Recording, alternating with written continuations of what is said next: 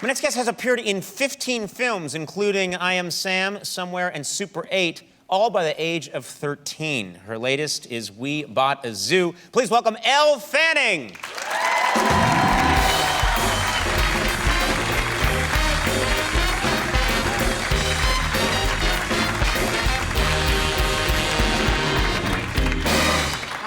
How you doing, Elle? I'm great. Yeah, thanks so much for being here. Oh, yeah, my first time on your show. And this is, you just got out of school, is that right? You're done with school for now? Winter break. Winter break. Good for you. Well, this is the best place to spend winter break is on this show. I'm stunned, first of all, you're 13 years old. You are very tall.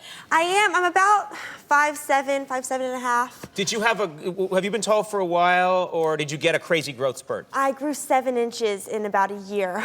Oh my God, 7 inches? Yeah, that hurt. My knees, growing pains. Yeah, I had a similar growth spurt. Yeah, I was really tall. well, I was in my late 20s when it happened, but I remembered I would wake up at night with horrible pains because my legs grew so fast. Yes. And I'd be writhing on the floor.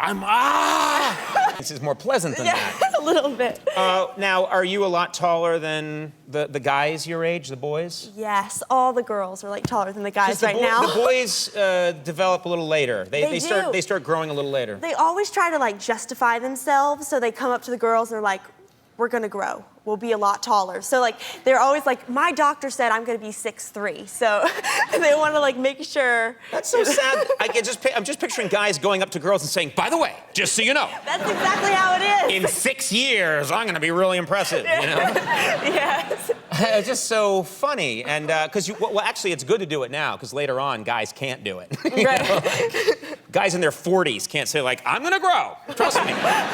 This is all gonna change. You have been. It's so funny. I just in your intro said that that you've been in the business. You have achieved so much by the time you were 13, and you started young. You started at the age of 2. You were 2. Yes, really when you little. started. And you were doing. You pretty much did everything, but you did commercials for a while. I did. That's sort of what I started out doing. What kind of commercials? I did a Smucker's commercial. And they had like the peanut butter and jelly sandwiches, like the ones that were frozen, and then you put them in like the lunchbox and they thaw out. I don't remember that. Was that a popular sandwich? It was good? Yeah, they were like little pockets and they had the peanut butter and jelly in it. So basically it's a way to take peanut butter and jelly to school and then have it like perfectly fresh by the time you get there. And they had like a spit bucket on set, so because you know they're filming you and you have to like eat it, right? And then you would normally just spit it out. But I ate about 50 of them, and I would never spit it out. I just kept eating them. I loved them. It's probably why you grew 7 feet. They were radioactive. That's true. You always hear that unromantic thing that people are biting into the sandwich and going, "There's nothing like the Big Mac." Should just include that part in the commercial sometime by accident. I think it'd be awesome. So you liked the product. I did. What would be your favorite product to have done a commercial for? Where you just, mine would be cheese popcorn. I can eat cheese popcorn. I mean, I'm an addict. My fingers turn cheesy, like and the Smart Food one. The Smart Food cheese so popcorn, good. and I eat it, and sometimes my wife will come in and there's just like 7 empty bags. And I'm like in the middle of the floor, like Gollum, like, "Don't look at me." What would your favorite food be? Mine would be Cobb salad. Cobb salad? I'm obsessed with Cobb salad. What about Cobb salad? Are you obsessed? That's such a sensible thing to be obsessed with. I don't think you're going to get an ad for that, though. Yeah. The Cobb Salad Board presents. Advertisement. Yeah. What is it you like so much about Cobb salad? Well, I only like the blue cheese, bacon, and chicken in it, so so nothing else in it. Right. So I guess that's not really a Cobb salad anymore. You'll just take any one of those, yeah. But no, but still, that's what you like, and we're gonna get you a commercial for Cobb salad. Yeah. You don't care. Yeah, my dream. I'm getting you out of movies and into Cobb salad. All right, now this movie, We Bought a Zoo. This is your first movie where you have. It's funny to say because you're 13, but they gave you a little bit of a love interest with this other boy. Was that strange for you to have like a crush or something in the movie? Right. I mean, well, with my character Lily, she lives on this zoo, and like she doesn't really have any friends that are her own age. And then when this boy comes, she's like fascinated with him. And me and Cameron talked about this is Cameron Crowe, the director. We talked about approaching him like an animal, approaching Dylan the boy like an animal, because that's like the only way she knows how, because Right. her best friends are animals. So we were like, he's like a lion, so Lily would approach Dylan like a lion. That's how she approaches everybody. Yeah. Well, that's good. A lot of guys end up being animals anyway. Filthy people. We have a clip here from We Bought a Zoo, and I think this is, I believe, a scene where you're going up and bringing some food to this boy you have a crush on. Yeah, she's bringing him a sandwich. Let's She's take trying to flirt with him. some Smuckers. Let's take a look at this. Just getting another plug in. This clip from We Bought a Zoo.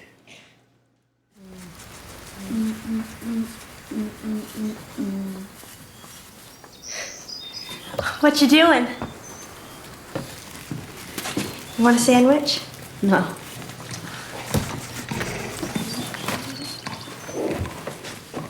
I like your drawing. Thanks. Where's the sun? There's no sun in the underworld that I'm aware of. I'm off at 4. Cool. So I'll come back every day at 4:15 and bring you a sandwich. Okay. Bye. Bye. That is so true. Girls like the brooding guy. They like. I wish I had known that. We Bought a Zoo opens on Friday, and Elle, just a delight talking to you. Really, thank happy you. holidays. Yeah, You thanks for too. being here. Elle Fanning will be right back. The Klezmatics are here. Stick around.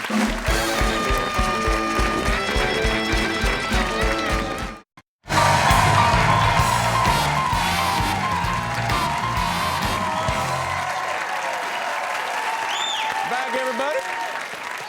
Ladies and gentlemen, since appearing in the film I Am Sam at the age of 2, my next guest has been seen in over 3 dozen films, including Super 8 and The Curious Case of Benjamin Button.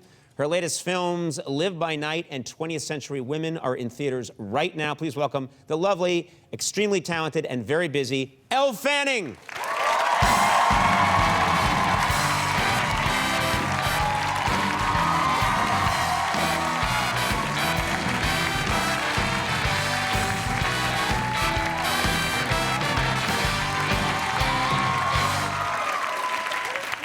You got so tall. Yeah. That blew my mind because I interviewed you a couple of years ago, and I mean, I'm a tall person. Yeah, I have some heels on, but I definitely grew as well. Yeah, well, that's good. That's all that's supposed to happen. Yeah. But I'm just curious.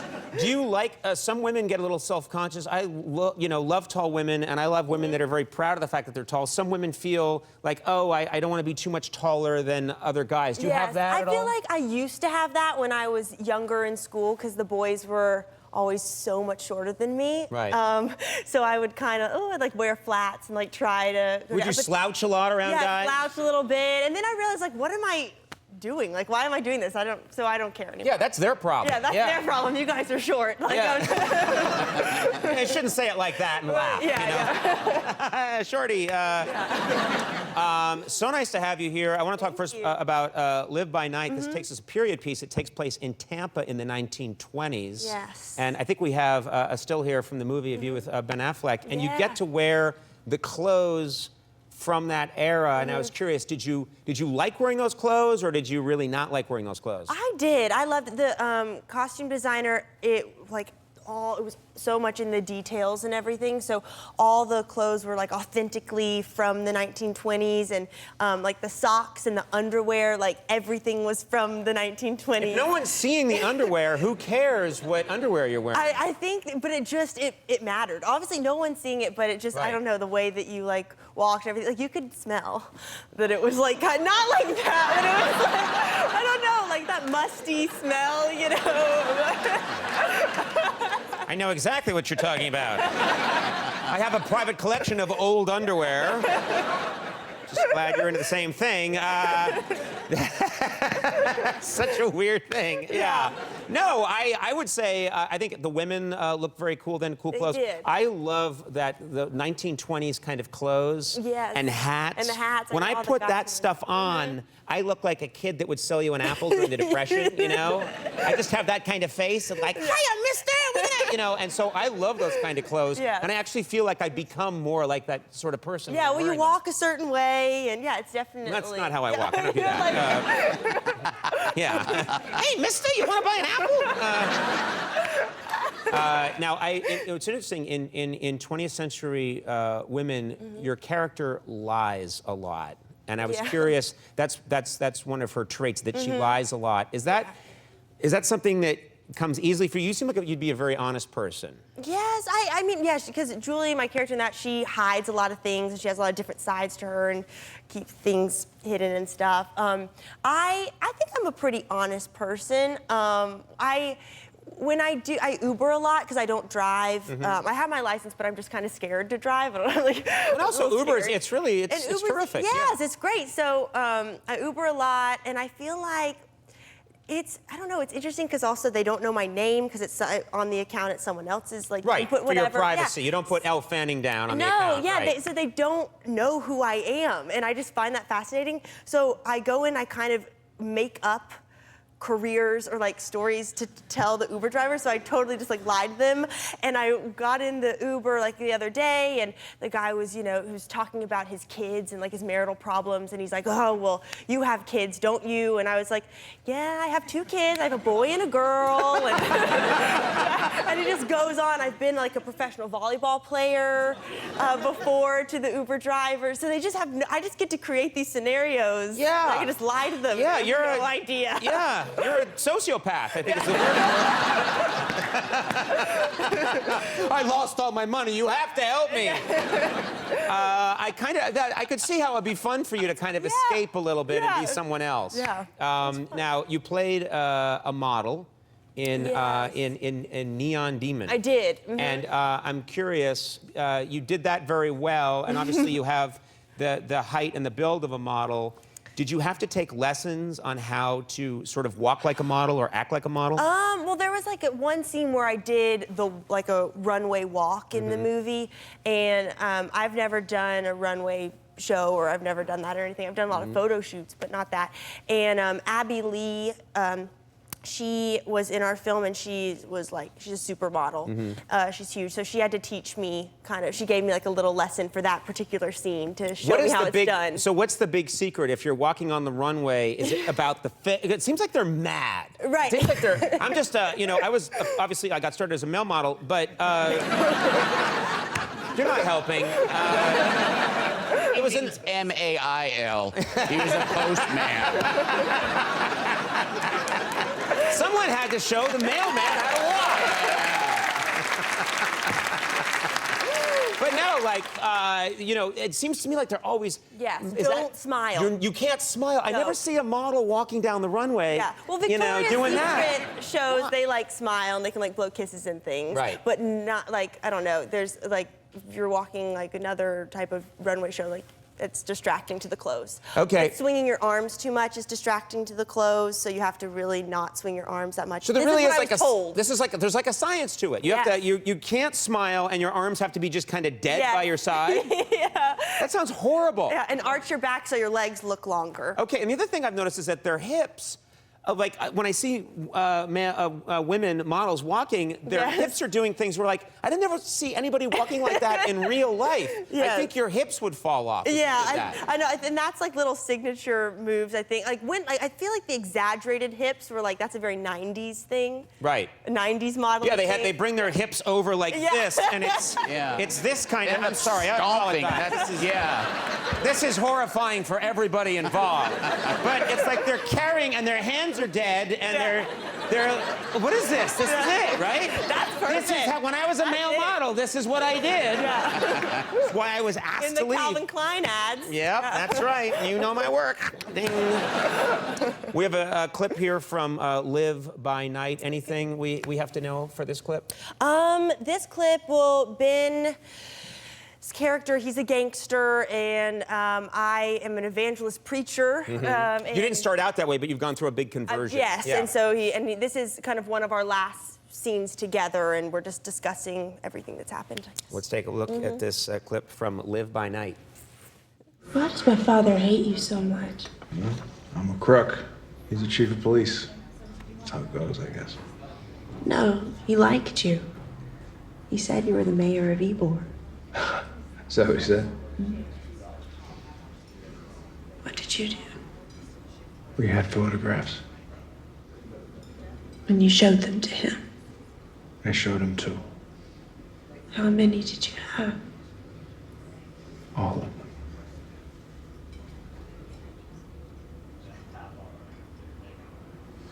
We're all going to hell. Very cool. Live by Night and 20th Century Women are in theaters right now.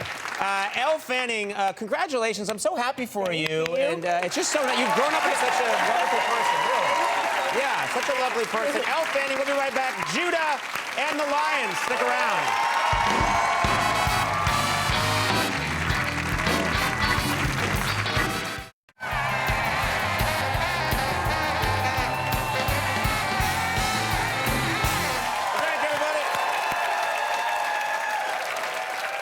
My first guest tonight has appeared in dozens of films, including Super 8, The Curious Case of Benjamin Button, 20th Century Women, and Maleficent. Her latest film, The Beguiled, is in theaters on Friday. I love it when she stops by. Please welcome the lovely and talented Elle Fanning.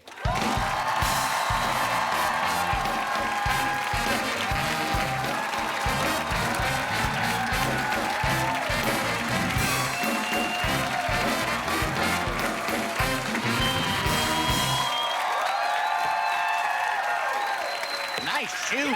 You look really nice, Elle. Thank Check you. out those shoes. Those shoes are in... Butterfly shoes. Those Yeah. are so cool. Those are great. Thank you. You look really nice. I stopped in your dressing room, and Yeah. that's not to sound creepy. I stopped in to say hello Yes. before the show, and you were Drop in through the ceiling I'm like, tile. I'm like zipping up my jeans. Let's not tell people that. No, I'm there with the singer producer who's a woman, and she knocked on the door, and she said, you can come in, Conan, and I don't know, Yeah. but you were wearing like jeans and like a t-shirt, and I thought Yeah. that's how you were coming on the show. Oh, okay. And suddenly I felt like your grumpy dad, like, put some proper clothes Yeah. on. No, I gotta like dress up. Oh, you look really nice. Oh, thanks. Thanks for being here. Thank How you. is it? You always seem so upbeat and happy. I am. Yeah. Yeah, I'm very happy. Oh, No, good. Well, what's your everything's secret? good. Because I'm not. No, I'm kidding.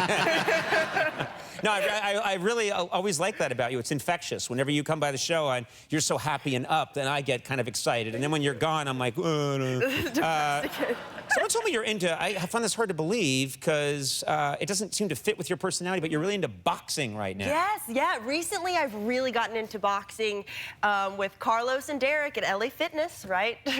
Right there. I go to my gym. Oh, I thought you were asking me, like, right? Carlos and Derek. Oh, no. And I'm like, oh, yeah, I know Carlos and Derek. But what, so it's just curious, like, what got you into that? It's supposed to be really good for you. Yes, I think, well, I'm someone, I'm very energized just regularly. I'm just someone that's like always amped up. Yeah. So I think it's good to, I'm just someone to get my energy out and my aggression out. Sure, You know, sure. just to, I have like apparently a good like left hook. Oh, you have I a can good hit left really hook. hard, yeah. You hit really hard. I try to hit as hard as I can. Really? Do you work on like a speed bag or you're actually hitting Carlos and Derek? I'm hitting Carlos and Derek. Their hands, they have. That's what we have interns here for. I just wail away on them. It's allowed. They can't afford lawyers. They tell me different combinations. Do they tell you the combinations? And so you work out all that stuff? Do you have a pretty good form? Yeah, I think so. Okay. Yeah. Yeah, I have to work on my footwork. Apparently, that's my thing. But I can hit hard. I have only done, the only boxing I've ever done is joking around. Like, I love to pretend to do the old style, Yeah. that kind of boxing. And, that to me, that's just the thing I do as a joke. If I were ever in a real fight, I know. I would be demolished instantly. Yeah. Because I'd be kidding around. I'd be like, all right, mugger. Let's have it out. And they would just beat the crap out of me in a second. I know. I'm thinking like if in a real life situation, I feel like I would just be, I don't know, like slapping and kicking and like I wouldn't remember the combinations. I slap and kick constantly, and I recommend it. Yeah. I think that is a viable self-defense mechanism. Right. Now, you seem like a very confident person to me. You always have come across as a very upbeat and very confident person. And then I found out that you traditionally, I don't know if it's still true, but when you used to go to auditions, you would get extremely nervous. Yes, I hate auditions. They, Really? In life, they really scare me. I had this one. I don't know. They're kind of, because you're also in front of all these strangers. You like haven't met them, and then you have to normally perform the most like emotional scene in the movie, and you're like, oh, they're like, now you have to cry and do this in this space with all these strangers. And there was one audition in particular. I was young. I was like, I don't know, probably 8 or so, and I went in the room and just fainted.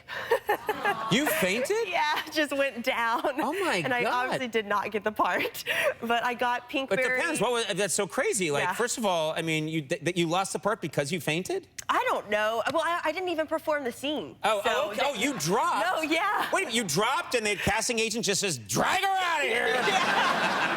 Next.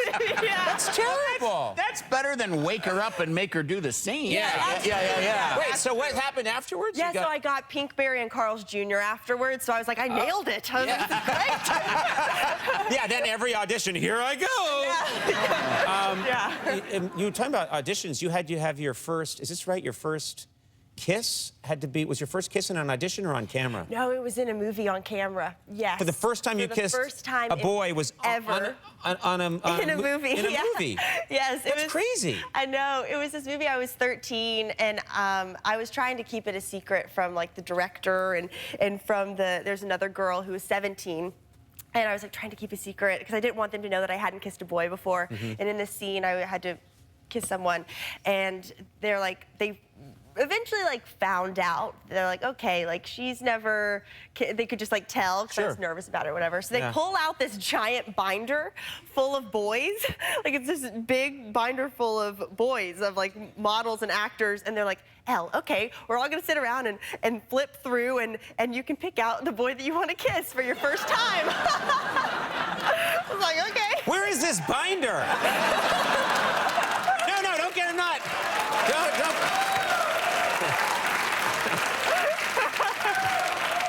I just realized that came out wrong. I'm like, where's this binder? No, I don't want the binder. That just seems crazy to me that they're like, don't worry, get the binder. I know. It's flying in. Yeah. That is so crazy. So you got to flip through, pick the boy, the guy that you like. Yes. And then... And then we kissed on camera. And I think she used like that first shot, or was she used like the first time that I kissed in the movie. So it's captured on film. I think everybody is wanting, so many of us could have used our version of that. Do you know what I mean? Yeah. Like, I could have used when I was nervous about the first time I was going to, if someone had brought in a binder and said, we got this all taken care of, don't worry, see? Just pick a girl out of this binder, see, and it's going to be okay. Yeah. That would have changed my life, you know? This is a horrifying conversation. Let's talk about The Beguiled. This is very exciting. The movie that you're talking about, directed by Sofia Coppola. Yes. And she won top honors at Cannes for this award. Best director at Cannes. Best director at Cannes for this picture. Yeah. That's amazing. Yeah, she's the second woman ever to win that award. Second woman ever to win this award for this film. Yeah. And The Beguiled takes place, it's in the South. This is Civil War era South, and you guys shot on an actual plantation. We did. Whereabouts? Yeah. It was in Thibodaux, which is like outside of New Orleans. It was called the Maidwood Plantation.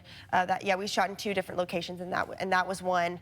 It was a very special plantation because the film is mostly it's all girls and like girls of all ages. Like there's a lot of us in it. So, and then Colin, obviously. But we... Colin Farrell plays the soldier who he comes and he's wounded, and you guys are taking care of him in his plantation. And it's beautifully done. It's shot... first of all, the costumes are all very authentic. It's shot in this natural light. You really do feel like you're in this plantation, and it's the 19th century. On film, too. Yeah, it was really nice. Yeah, and also like, and at that plantation, it was special because that's where Beyonce shot Lemonade, the music video. So obviously, all of us were freaking out, and there was a specific chair that was there that we discovered, and we're like, this chair looks familiar. It was like one of the girls. Discovered it, and we asked the owner, we're like, did is this the Beyonce chair? And it's this chair that Serena Williams and Beyonce, there's like a photo of them. And so then obviously all of us had to recreate the photo. Like we took turns being Beyonce, Serena, and then we're like, okay, now switch. You're Serena, I'm Beyonce. Like we all did This held up production of the movie 6 weeks. Yeah. I think we have a side-by-side here of the real picture and then you guys all taking your turn. Yeah, there it is. That is so cool. I love it. It's so... Yeah. We tried to recreate it good. It's so funny that people are going to a historic plantation and all that, that dates back to like the 1840s, and all anybody's going to want to ever see now is the Beyonce chair. That's true, yeah. Where's the Beyonce chair? I know. We have a clip here from The Beguiled. I think this is a scene where you were talking to Colin Farrell. Yes. He's been badly injured, and he's sort of trapped with you guys at this plantation. Yes, he's trapped in this school, and I go in there. Yeah, my character's she's a little naughty, so she's like stirring up trouble a little bit. Good, But, that's good. Let's go for The Beguiled. Yeah.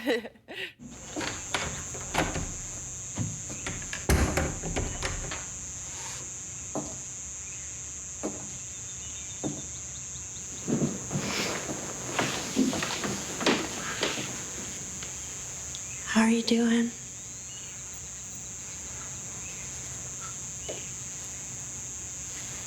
I tried to ease Miss Martha's suspicions about us. I was so worried about you. You'll be strong again soon. Shut up. Can I get you anything? Give me the key. She would know if it went missing. You know I'd get in trouble for that. Just get it for me.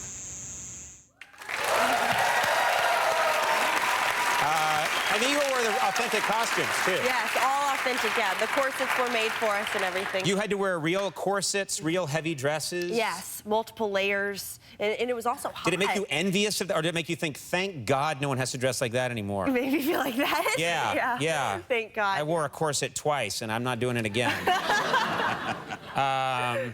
The Beguiled opens in New York and LA Friday, and then everywhere June 30th. Elle, I really love it when you stop by. Thanks, Really me are. too. Breath of fresh air. Elle Fanning, we'll be right back. Ellie Maki from Rex, stick around. Always great.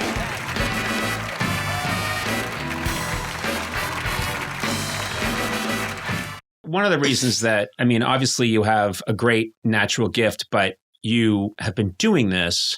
You were acting in the womb, I believe. Yeah. That was your first role. In the sonogram. In the sonogram. You actually... They saw me. You were doing this, I think, when you were 2, weren't you? I was just method acting. You were doing a lot of space work, you know, in the placenta. Yeah. And people were like, take it easy. Mime hands. Yeah, mime hands. I remember the doctor was like, she's good. Yeah. She's really good. Very convincing. Yeah. You started so young. Yes, I did. Well, obviously, my sister started, she's 4 years older than me. And, this was not the plan. Like, my whole family has a sports background. My mom played tennis. My dad played professional baseball. My mom's dad was a quarterback in the NFL for the Eagles. Whoa. Like, everyone was sports. And my sister and I were supposed to play tennis. Like, we were supposed to be tennis sisters, like Venus and Serena. Right. Like, and my sister was older, so she kind of tried out all the activities, and she didn't like tennis. She didn't like it. We're very, you're pale. And so I'm sorry. You know what? This is how white I am. Elle Fanning just pointed at me and said, "You're really white." That's as white as it gets. When I see Kabuki theater, the performers are like, "Oh my God, look." One of us. One of us. I've had real ghosts, stop me on the street and say, "Sunscreen." Like, you're a ghost. Oh my God. But anyway, yes, you and I have a similar. We have very pink undertones, I would say, to our skin. Yeah. And we sunburn very easily. And my sister does as well. Like, my mom is very tan. So her out in the sun playing tennis, it doesn't affect her as much as it did my sister. You and your sister cannot be playing tennis out in the sun. Yeah. You can play it in an arena with its closed, but you cannot play outside. Yeah, it just when she was kids, 3 or 4 are out there. I mean, my mom had her out there young. Maybe she was probably too young, but she was like, she just hated it because she was just baking. And so my mom then put her into this theater group, and she has a photographic memory. So she was 5 and she could memorize all the lines, and she got the lead in the play. It was called Bluefish, and she was the bluefish in the play. Wow. And she was 5 and very young to be doing that, but they were like, you should go to LA or New York. And I stayed in Georgia because we were born in Georgia. I stayed there with my dad, and my mom and my sister flew out to LA for pilot season. Oh, wow. And she got 10 commercials in 1 week. Oh my God. Yeah. And then got I Am Sam, the first film that she did when she was 6 with Sean Penn. And my mom's like, okay, I guess we're not coming home because all this work is like, we're not coming home. She calls home from a mansion. My dad's like, I know we've only been gone a few days, but we have a mansion on a large hill above Beverly Hills. yeah, so we flew over. Needless to say. I would think so. Yeah. We're not leaving Georgia. And like, we just never went back. And then obviously like seeing, a big sister, whatever she did, I wanted to do. And so I kind of was tagging along, and I played her in I Am Sam younger. Oh. I was my first thing because I was on set, like my mom was holding me, and the director was like, they needed someone for a flashback sequence for my sister. And she's like, well, obviously, you look like her. So they threw me I had to swing on a swing with Sean Penn and sleep in the grass. That was my first thing. Right. It's so funny you say that because I'm thinking it just gave me the idea that I should find someone who can play me younger. Because I'm getting old fast. When you were on the show and you were 13, I was like in my 40s. I'm 77 now. I don't know what happened. And you look exactly the same. You're a little older, but I am rotting quickly. And so I should find someone who can play me younger. Like in still life? Do the voice? Yeah. What's that? Will you still do the voice or what? I want someone who would just take over and be Conan O'Brien, and I'll be at home getting the checks. Okay. Oh. You know what I mean? But it'll be a younger, acceptable That Conan seems O'Brien. like abuse. Yeah. Yeah. You can't do that. Yeah. They get no money. Yeah. No, I would give them I would pay them hundreds of dollars a week. What are you talking about? They would get the fame though. You know what we'll Inherit do? your fame. We'll have you play me younger. Great. When there's a movie about my life, you'll play. There'll be a period of time. Called Pink Undertow.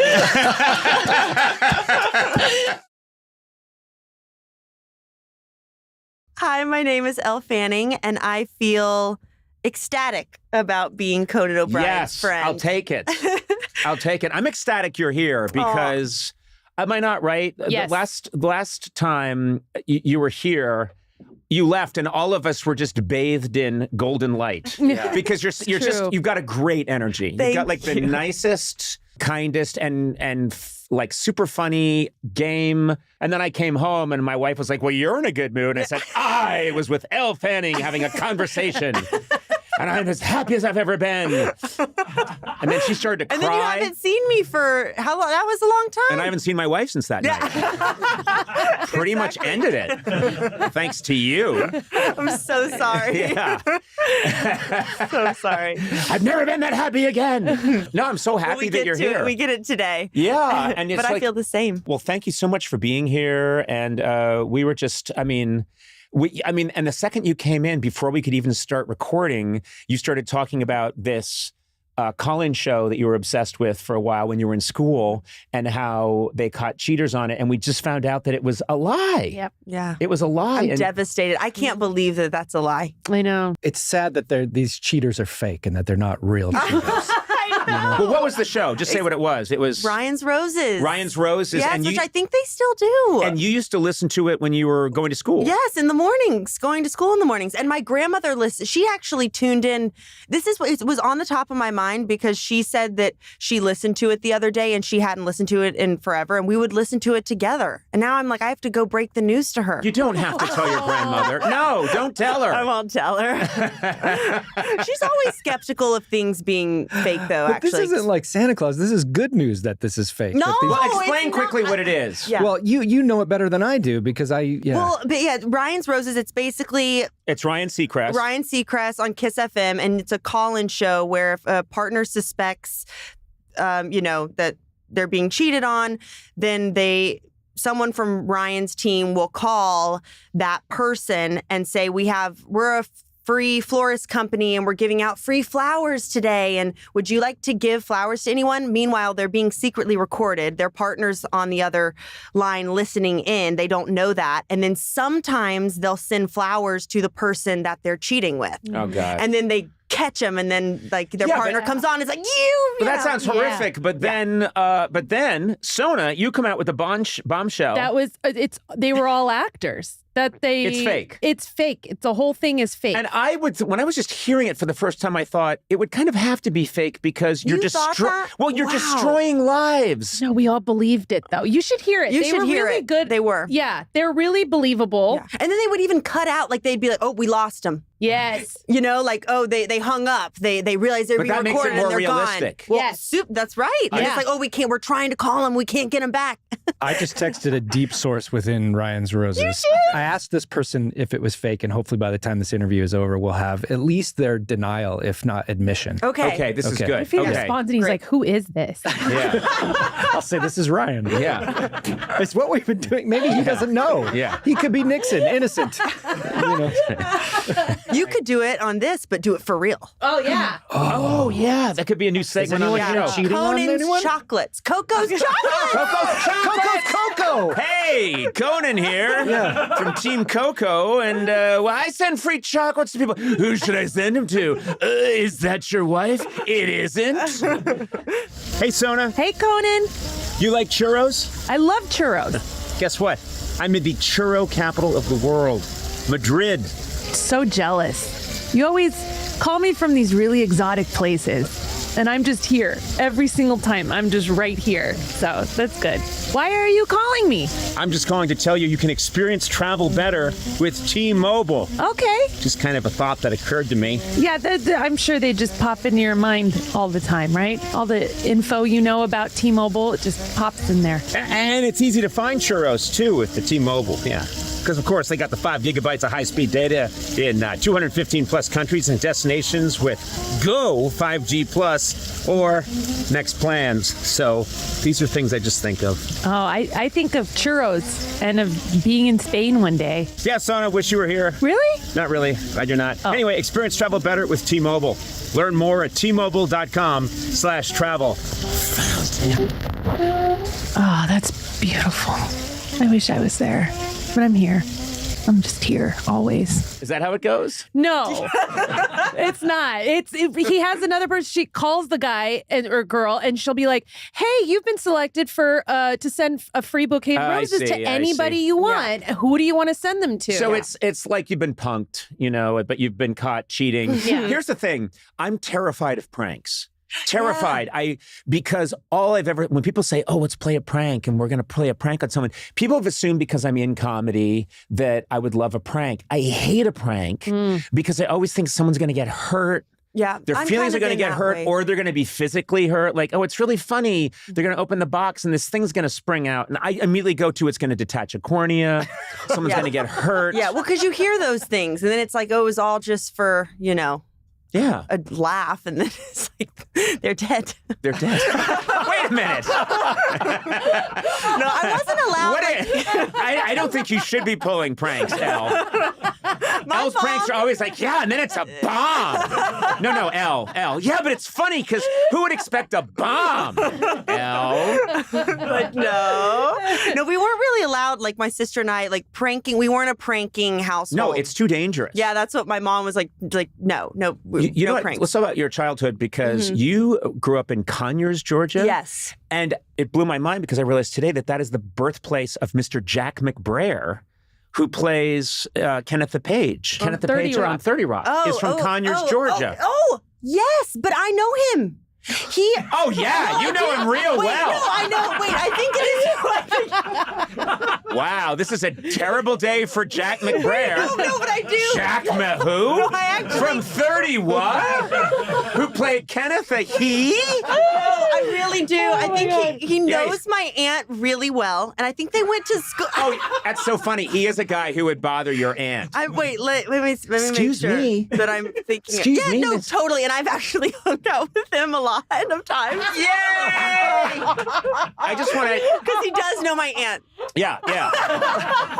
You don't know him from all of his film work. He's in Wreck-It Ralph. Just not someone that I think, No, hey, trust me. Prayer, I know him real well, and I never think of him. Yeah. I've spent a whole day with him and he's haven't talked to exactly him. from there. So it's a small town. But I do know him. I constantly give him shit all the time about everything. Like, I had lunch with him not that long ago, right near his apartment. I just love to, if we get on an elevator, I'll go, now, don't be scared about this technology. I know you don't have elevators in Conyers, Georgia. And he has such a thick accent. Yes. Oh, my God. He sounds like a donkey. And, Oh my he God. does. He's like, eeyaw, eeyaw, eeyaw. God.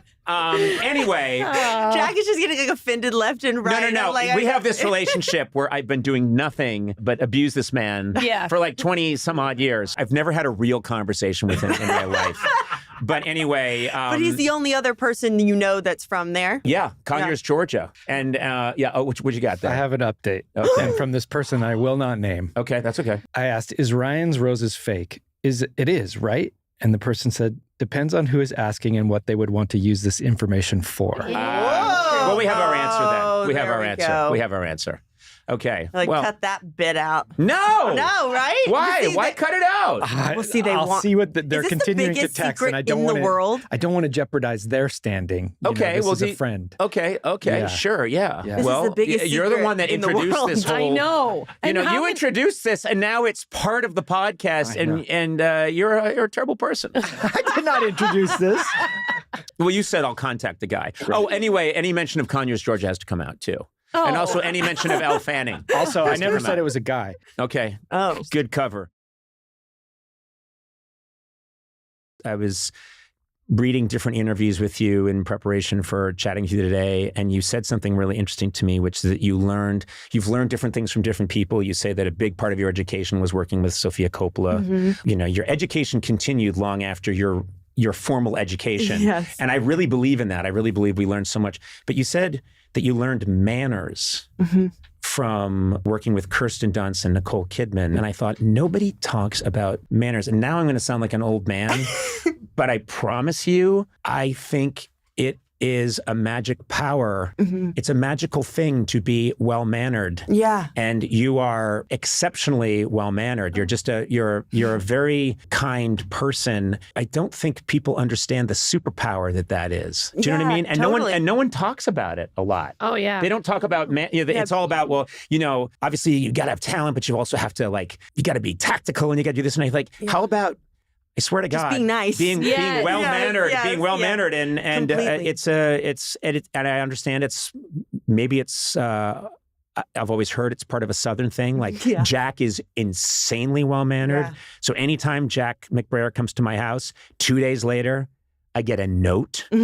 Sir, it was an honor, I have a feeling that's not what it's No, Yeah. he doesn't say it was an honor, but he does write. He says it was lovely. It was an honor hanging out with your wife. Everyone there you go. Everyone likes Liza, and people tolerate me. But no, it's just that's such a nice thing. Yeah, it's true. I mean, I think I didn't go to acting class or anything, so it's just being on set and around different personalities and different people and picking up on, what people do. And I mean, honestly, it's my mom. Yes.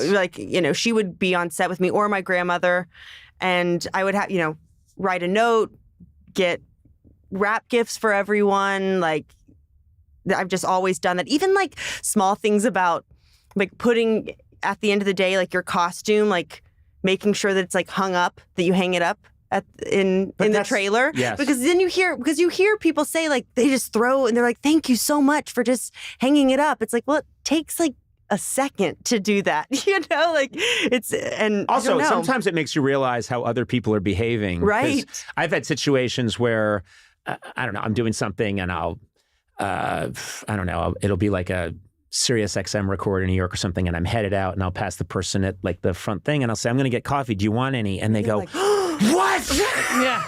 What? And I'm thinking, I'm not giving you a kidney. Right. I'm saying I'm getting a coffee. Would you like one too? And you realize, oh, it's such little things like that. I know, it mean a just lot makes to you people. feel better to be kind. I mean, it sounds so cliche and easy, but in this business, it's like there's a lot of not nice people. Why'd you look at me? And by the way, that's a made-up story about getting the coffee. I was like, did you really get coffee fuck for someone? that. No, I think you took the coffee from that person. You threw it in I her took the face. security. I took her coffee, and I said, "Thanks for the Java. Now go get your own." But you are known. You actually are known as like the nicest and the best. Well, that's 'Cause very sweet. You But- are. but when- Everyone says it, and everyone thinks it. But Sona, you've seen the real me. I have seen the real you. Yeah. Yeah. I have. It's coming out in a tell-all. You already The wrote it. real Conan You O'Brien. wrote a book. Yeah, I did. That's right. I did. She wrote a New York Times bestseller Yeah, I called did. World's Worst Assistant. Yes, And she yeah. basically put it all out there. But it's basically the two of us acting Good to like have a little edge. Yeah. we're mostly you read the book and it's a hilarious book, but you mostly just read the book and think both of these people are idiots who shouldn't be allowed to do anything. I think I started writing it thinking it would be a takedown of you, but it was really just an indictment on me and how bad I was as your assistant. But being your assistant, I will say there's a difference you can see between people who will dismiss you and people who actually talk to you. Right. I got that a lot. Right. Yeah. And it makes a really big difference. Yeah. Yeah. And just remembering people's names. you know, people- You know what yeah, I mean? Like on set, people- you do meet a lot of people. It's like, Assistants, like people can sometimes just be very rude to assistants because they're trying to get to you. And there's a lot of people who I had a will really- actually talk to you. And I be had a nice to really you. interesting thing happen to me. I've never forgotten it, which is I was working on The Simpsons. I was a writer-producer there. This is before I got the talk show, and I'm probably, 26. And I used to just wear like a t-shirt and kind of that, that red James Dean kind of iconic jacket with the flip-up collar. I had one of Yeah. those. That's just how I'm dressed, and I'm wearing sneakers. And I remembered I was going to go meet my friend, Suzanne Daniels, who was a big exec over on the Fox lot. I remember for some reason I had a package in my hand that was just my package. And I walked into this office and I said, I'm here for Suzanne Daniels. And this person behind the desk went, yeah, just put that down. Just leave it there. And I went, well, actually, I'm here. And they went, just put it down, okay? Like, because I'm the delivery guy. yeah. And I kept trying to stall, and the person was just looking through me like I didn't exist. Oh my God. And then, of course, Suzanne saw me and went, Conan, hey! Yeah. And this person, she was like, have you met Conan? He's a writer-producer at The Simpsons, and da-da-da, and he's going to have a late-night show in a year and a half, even though nobody knows that yet. And She just knew? yeah, Suzanne, Apparently, he is a delivery boy. yeah. But anyway, I just saw in a moment, And then he's like, oh. I saw a status completely shift arbitrarily. Mm-hmm. Because why does that make a difference? Yeah, completely. Yeah, that executive was Jeff Ross. Oh, I mean, that, no. yeah, he was terrible to me Oh, I'm sorry. when he was assistant. No, it doesn't make any sense. You made it. Um, I know. You really messed fix it that up. Yeah, I got it wrong. But anyway. No, you know who the assistant was? Who? It was a very, very young Timothy Chalamet. Oh my God. Oh, Wow. Bringing it Yeah. around. my God. Yeah, remember, it was a fetus. Uh-huh. It was like, there was a fetus, a really good-looking fetus. Yeah. Wearing like some kind of exotic cologne. They said, like, just leave the package there. And I said, why do you have an umbilical cord? Just leave just leave it there. And cue the rap light. Cue There the we rap. go. I got us out. Hey, Elle, everyone's going to see this movie. It's a complete unknown. It's you, Timothée Chalamet, and Edward Norton. Edward Norton. Yep. Monica and Barbara. it is Bob Dylan's sort of creation story, and I can't wait to see it. But also, anytime you want to come in and just sit down and talk about anything, you're one of my favorite people. I No, feel the seriously, you same. really. I want to pop in now. I want to because The Office this is really nice with the kitchen and everything. Yeah, Yeah. just don't Like, go we in there. just That's hang our out. kitchen. Like I've already have like pockets full of snacks. Okay, well, I'll need you to empty your coat before you leave. Those snacks don't grow on trees. No, Conan, they're nuts. They literally grow on trees. You are an absolute delight, and as you know, I'm a massive fan of The Great, and watching you in that role walk this crazy tightrope of being near-death experiences, being assaulted, but then being hilariously funny in the next scene. I don't know how you do it. It's one of the best performances I've seen in a show ever, and it's one of my favorite shows. And then you just have this insane career, and you're a delight. You're a delightful person. So come back anytime. I will. And thanks for being here and sharing your energy with us, because these guys are sucking the life out of me.